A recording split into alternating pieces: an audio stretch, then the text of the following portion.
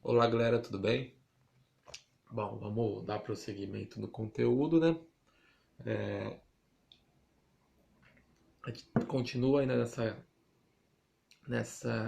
nesse conteúdo de bioenergética, metabolismo energético, né? Tudo relacionado a essa questão da energia produzida pelo, pelo corpo dos seres vivos em si, inclusive o nosso, claro.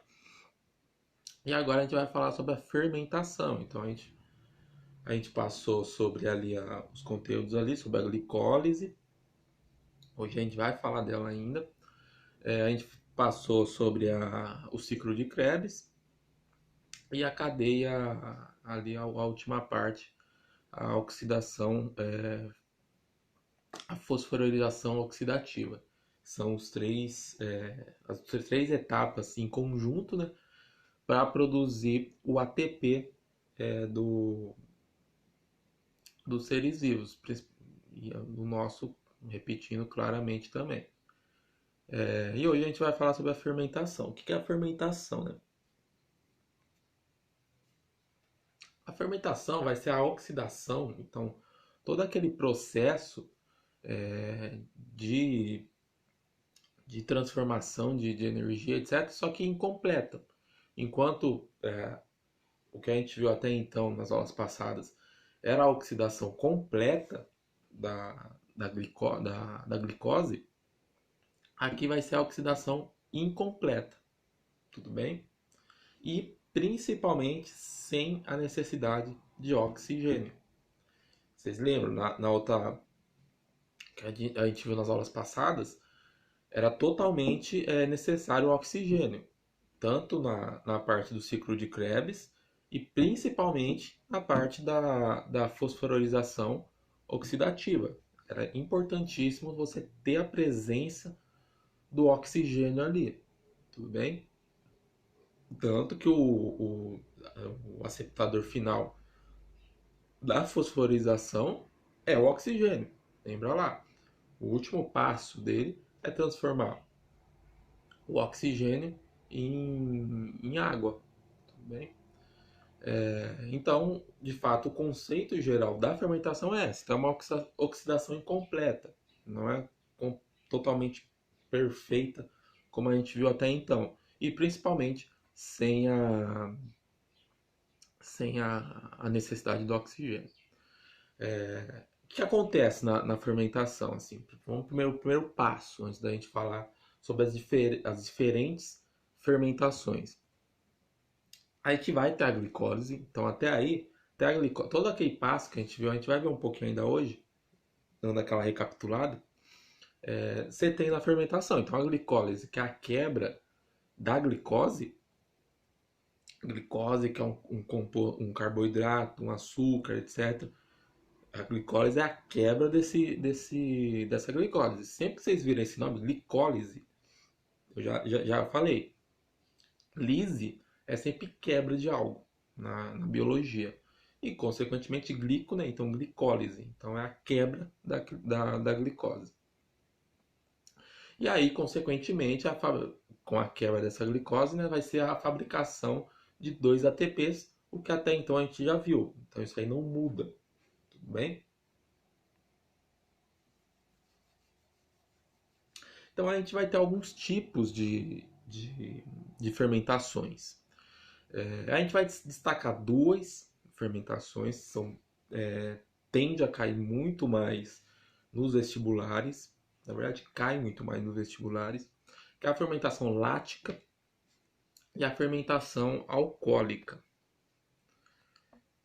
As outras, elas não caem muito, assim. As que mais caem mesmo é a lática e a alcoólica. Porque até porque a gente tem processos muito presentes na nossa vida, tanto, por exemplo, a lática acontece no nosso corpo, eu vou explicar, e também principalmente questões de alimentos também, a lática ou a alcoólica, a gente vai ver tudo certinho. Bom, então o que é a fermentação lática? Então a fermentação lática é a oxidação, como é a fermentação anaeróbica. Então o que é anaeróbica? Sem oxigênio. parcial, ou seja, incompleta, de hidratos de carbono. Então vai ser a quebra, a oxidação desses hidratos de carbono.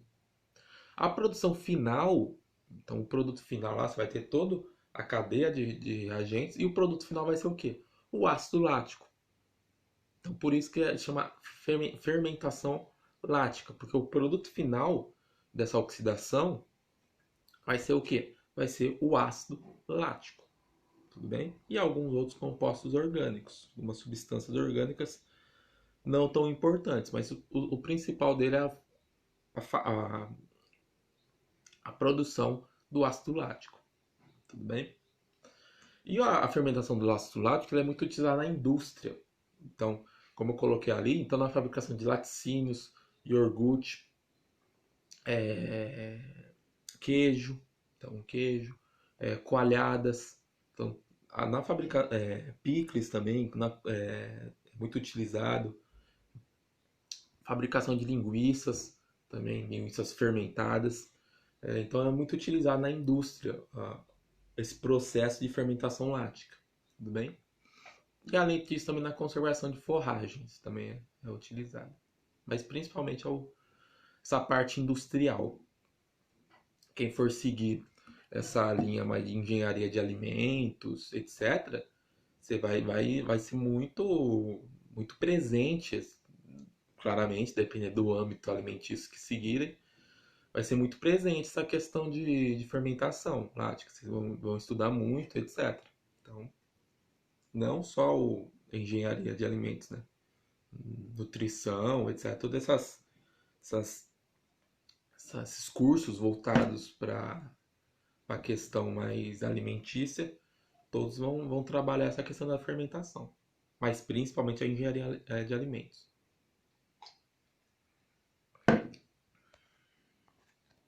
Como que ocorre, né? Então é tecnicamente bem simples assim, não é tão complicado de entender. Então olha, ó, o processo da glicólise, aquele processo que a gente sempre já viu. Então você tem a glicose, você vai ter uma quebra dessa glicose, aqui é o nome glicólise, né? Então você tem a quebra, forma-se dois ácidos pirúvicos, ou piruvatos, né?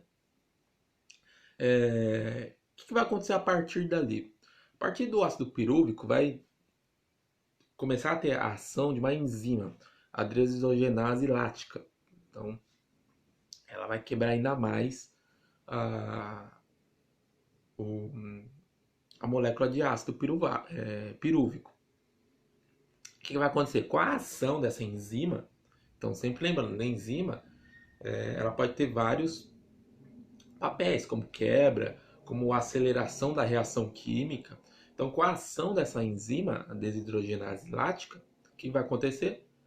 O ácido pirúvico vai virar um ácido lático, tudo bem? Ele vai perder ali um H, então tá vendo ali o NAD ali, ó, você vai entrar um NADH e vai sair um NAD. Então você vai ter essa reação e aí o ácido pirúvico vira um ácido lático, tudo bem? Por meio da ação da desogenase lática, tudo bem? Quem que produz essa reação lática? De vários seres. Então, fungos. Aqui nesse caso, em questões de alimentos, bactérias. Então, por exemplo, tem os lactobacilos. Quem tomou o Yakult. O Yakult é uma fermentação lática que ocorre ali. A gente, eu vou explicar já já onde está a nossa fermentação lática. Então, vários seres ali podem fazer essa fermentação lática. Na indústria, principalmente as bactérias e os fungos, mas principalmente as bactérias. Tudo bem? Como eu falei, na gente, como que ocorre a fermentação lática na gente? Principalmente e unicamente nos músculos. O que vai acontecer? Quando você está fazendo um exercício físico, principalmente, suas células do músculo precisam de muito oxigênio. Tudo bem? Só que acontece, o nosso corpo não consegue suprir essa quantidade de oxigênio. Então ela começa a ter falta de oxigênio, tudo bem? Você está ali fazendo exercício, etc. Você começa a ter falta de oxigênio, seu corpo não consegue suprir toda a quantidade de oxigênio que as células musculares necessitam. O que vai acontecer? As células musculares vão começar a fazer fermentação lática. Elas precisam de energia, elas vão começar a quebrar a glicose e fazer fermentação lática. Tudo bem? O que vai acontecer? Com esse ácido lático acumulado nos músculos, qual que é o efeito colateral disso? As dores. Então, quando a gente começa a sentir dores, cãibras, cansaço nos nossos músculos, do braço, da perna, etc., é porque nossos músculos produziram ácido lático e tem uma grande acúmulo desse ácido nos músculos, tudo bem? No interior das fibras dos músculos, ok? E aí começa a ter essas dores, cãibras, etc. Tudo bem? Então, é nesse ponto que o nosso corpo produz ácido lático.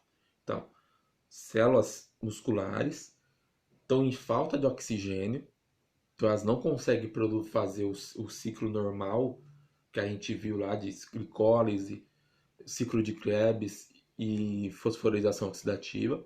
Então eles vão por um outro caminho. Qual que é o caminho que as células musculares vão fazer? A fermentação lática. Tudo bem? Fazendo a fermentação lática, você vai começar a ter acúmulo do quê? Ácido lático. Com isso, vem as cãibras, dores, etc. Tudo bem? E aí, para degradar esse ácido lático acumulado, o que vai acontecer? É o que a gente chama de ciclo de Cori.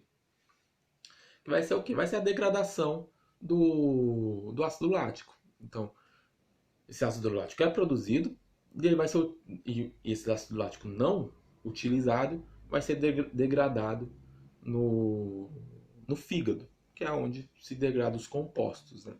O que acontece? Então você tem ali, ó, tem um desenho bem didático, né? Nesse caso. A gente tem um músculo, então você está ali fazendo exercício, etc. Teve o acúmulo de ácido lático, que está escrito ali como lactato, que é a mesma coisa. Esse lactato ele vai passar primeiramente pela corrente sanguínea, logicamente, e depois vai para o fígado. No fígado, o que vai acontecer? Vai acontecer o gluconogênese, que é o quê? Que é a degradação desse composto lactato. O que vai acontecer? Ele vai voltar a ser glicose. Tudo bem? Então, ó, ele era glicólise, a glicose degradou, virou o ácido lático vai para o fígado e o fígado vai voltar a ser glicose. Tudo bem? Essa glicólise vai fazer o quê? Vai voltar para a corrente sanguínea, que vai voltar para os músculos, ok? E aí pode ser que ocorra todo o processo de novo, fermentação lática ou glicogênio, etc. Tudo bem? Mas esse é o ciclo de Cori. A degradação do ácido lático que sai lá do músculo vai para o fígado, lembrar sempre isso, é no fígado que ocorre a degradação, ok? E ali ele volta a ser glicose, ok?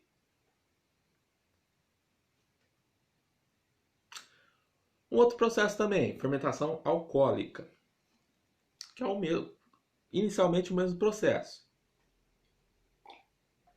Você vai ter a fermentação da glicose em etanol e CO2, ou ácido etílico. Então, o ácido etílico é o etanol.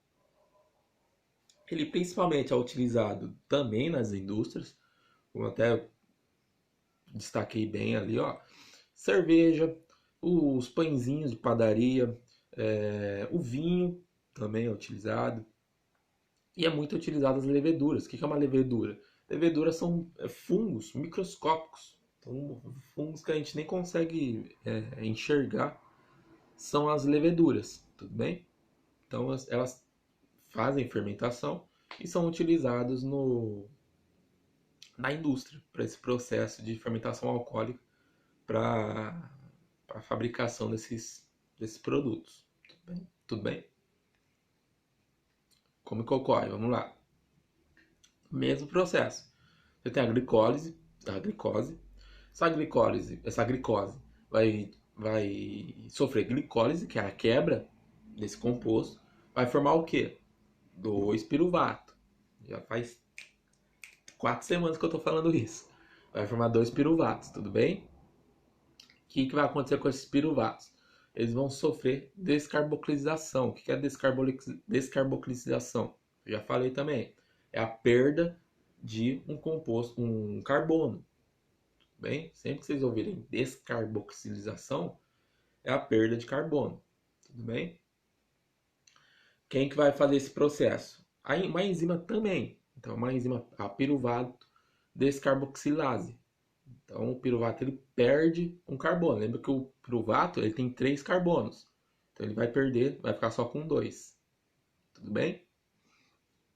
O que vai acontecer com isso? Ele vai dar origem a um aldeído acético, que é uma outra molécula de um outro composto químico. Esse aldeído ele vai sofrer redução. Ele vai oxidar o NH para o NADH, perdão, o NADH para NAD+. Tudo bem? Então você vai perder ali, você vai ganhar, desculpa, um H. Vai perder um H. E aí vira o quê? O etanol. Tudo bem? E uma outra enzima que é utilizada nesse processo entre o aldeído acético e o etanol é uma outra enzima, que é o álcool desidrogenase. Tudo bem? Que é a desidrogenase é quando você perde um hidrogênio. Tudo bem? Bom.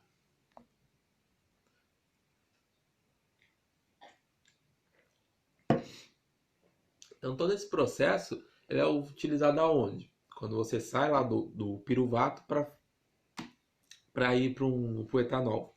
Nessa fabricação desses alimentos. Então, na fabricação da cerveja, que transforma o suco de cevada em uma bebida alcoólica.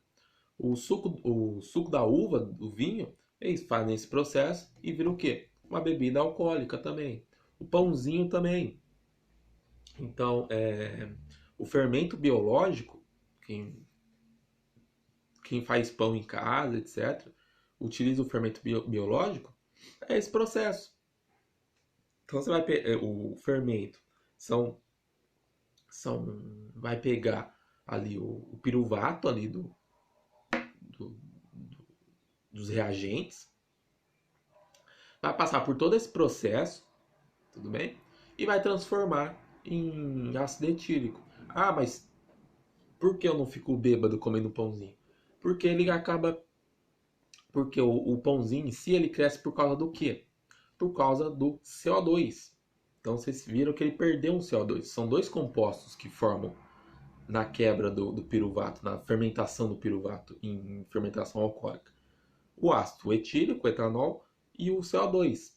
O ácido etílico ele se perde na fabricação do pão. É tanto, fazem essa experiência na casa de vocês. Se vocês deixarem a massa crescer do pão e colocarem um plástico em cima, vocês vão ver que o plástico ele começa a ter pequenas bolhas, não é bolhas, mas começa a suar, vamos dizer assim, no plástico. Vai começar a ficar todo molhado o plástico. Acho que essa é uma palavra certa. Vai ficar todo molhado o plástico em cima. O que é aquilo ali? É ácido etílico, é etanol. Tudo bem? Então ele se perde. Por isso que a gente não fica bêbado comendo um pãozinho. Mas o pãozinho, o principal ponto dele é a utilização do CO2 para a massa crescer. Tudo bem? A gente tem outros tipos de fermentação também, como eu falei, né? Então a gente não vai entrar tanto aqui nesse assunto, que é a fermentação cítrica, que é os compostos cítricos ali, principalmente oriundos de frutas cítricas, fazem essa fermentação. Hoje em dia se faz também industrialmente. A fermentação butírica, que também é um tipo de fermentação muito pouco conhecida. E a fermentação acética, que esse é talvez também um bem conhecido, que é o ácido acético. Qual que é o ácido acético? O vinagre. Então, o vinagre, a fermentação acética é a fermentação que se produz, ocorre para produzir o vinagre. Tudo bem? Então, por isso vocês olharem lá no rótulo do vinagre, vai estar lá ácido acético. Então, é oriundo da fermentação acética. Tudo bem? Por hoje era só, galera. Abraço. Boa semana.